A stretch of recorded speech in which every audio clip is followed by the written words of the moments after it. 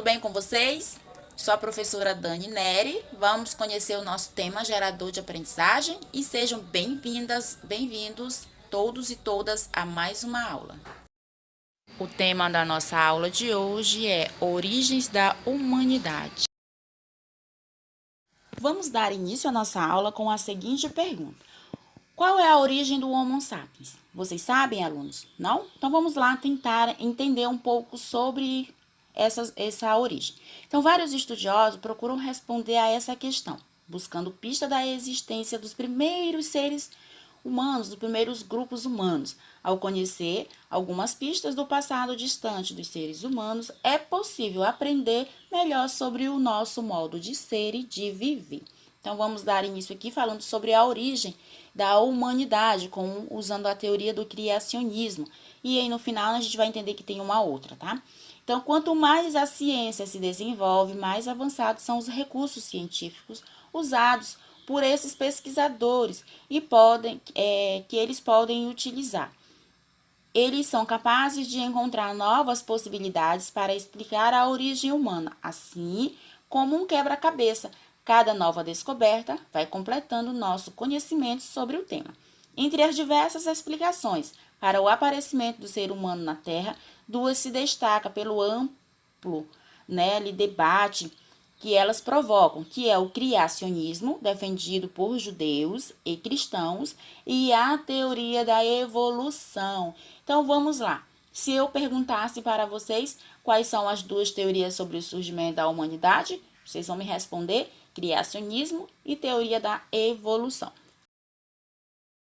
Vamos aqui agora com a criação. Durante muito tempo, os sábios idealistas sustentam a teoria do limite intransponível entre o homem e os animais. Essa concepção baseava-se no mito bíblico da criação do homem por Deus, que o teria feito à sua imagem e semelhança. A questão sobre as origens do homem remete a um amplo debate no qual filosofia, religião e ciência entram em cena. Para construir diferentes concepções sobre a existência da vida humana e implicitamente porque somos o único espécime dotado de características que nos diferencia dos outros animais. Desde as primeiras manifestações mítico-religiosas, o homem busca resposta para essa questão. Nesse âmbito, a teoria criacionista é a que tem maior aceitação. Ao mesmo tempo, ao contrário do que muitos pensam, as diferentes religiões do mundo elaboram uma versão própria da teoria criacionista. A mitologia grega, o que ela fez? Atribuiu a origem do homem ao feito dos titãs Epiteu e Prometeu.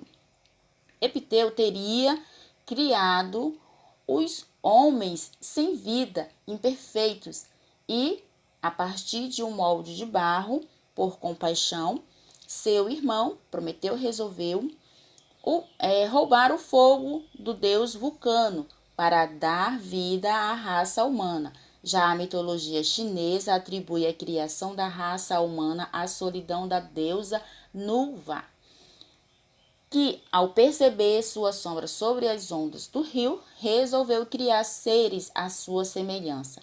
O cristianismo, por sua vez, adota a Bíblia como fonte explicativa para essa criação do homem. Segundo a narrativa bíblica, o homem ele foi concebido depois que Deus criou o céu e a terra.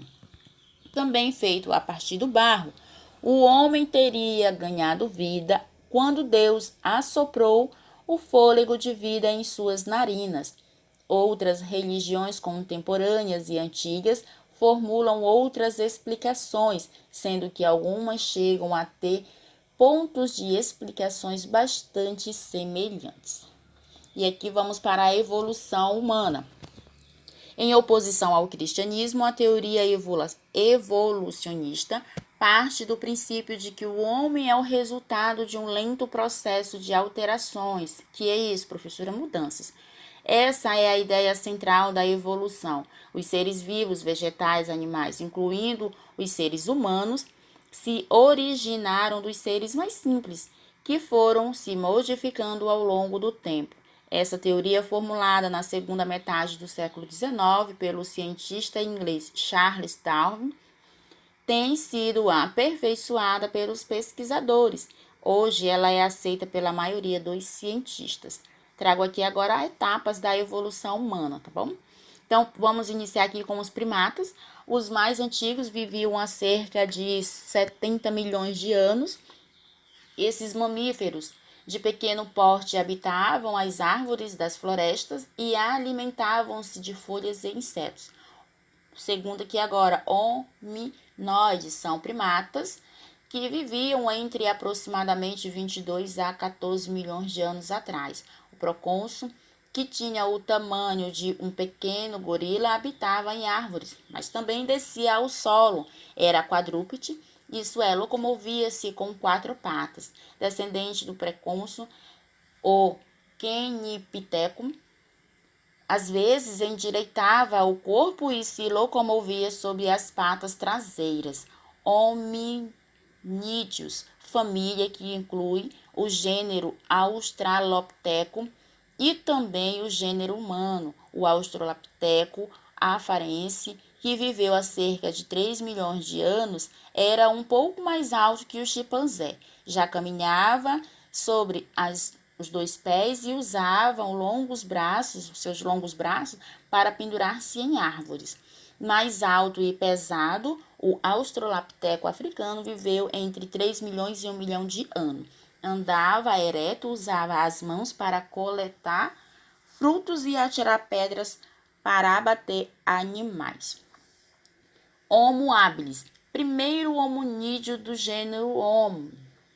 Viveu por volta de 2,2 milhões a 780 mil anos atrás. Fabricava instrumentos simples de pedra, construía cabanas e provavelmente desenvolveu a língua rudimentar. Seus vestígios só foram encontrados na África. Temos aqui agora Homo erectus, descendeu do Homo habilis, viveu entre 1,8 milhões de anos a 300 mil anos atrás, saiu da África, alcançou a Europa, a Ásia e a Oceania. Fabricava instrumento de pedra mais complexo e cobria o corpo com peles de animais. Vivia em grupos de 20 a 30 membros e utilizava a língua mais sofisticada. Foi o descobridor do fogo. Homo neandertal, temos aqui agora. Então, provavelmente também descendente ali do Homo erectus, viveu entre 200 mil a 30 mil anos. Habilidoso, criou muitas ferramentas e fabricava armas e abrigos com os ossos de animais. Enterrava os mortos nas cavernas, com flores e objetos. Conviveu com os primeiros homens modernos e desapareceu por motivos até hoje desconhecidos. Temos aqui agora o Homo sapiens, descendente do Homo erectus. Surgiu entre 100 mil a 50 mil anos atrás. Trata-se do homem moderno. Espalhou-se ele por toda a terra, deixando variados instrumentos de pedra, osso e marfim. Desenvolveu a pintura e a escritura. É preciso lembrar, porém, que essa listagem não é completa. Ela apenas é um resumo do que foi possível concluir a partir dos fósseis estudados até hoje. Ainda faltam muitas peças no quebra-cabeça da evolução humana. Por exemplo, o tão procurado elo perdido. Aquele espécime com características de primatas e humanos, que explicaria um importante passo da humanidade em sua fascinante aventura sobre a Terra.